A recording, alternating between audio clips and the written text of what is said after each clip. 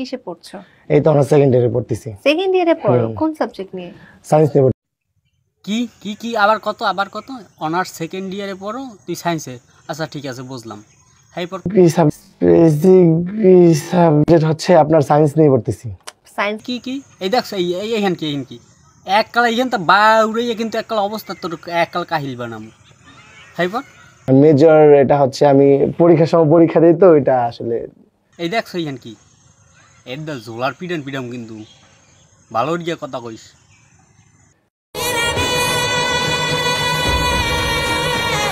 আমি জাস্ট কলেজে যাই, এক্সাম দিই, দেন চলে আসি। মানে বিজনেস নিয়ে কন্টেন্ট নিয়ে বিজি থাকি। মানে তুই বিজনেস করো কন্টেন্ট করো তুই সময় মতো পরীক্ষা দাও যাইয়া।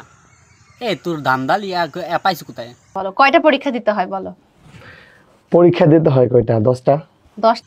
কি এই দেখছো এইখান কি এর জোলার পিডাম কিন্তু ভালো গিয়া কথা কইস।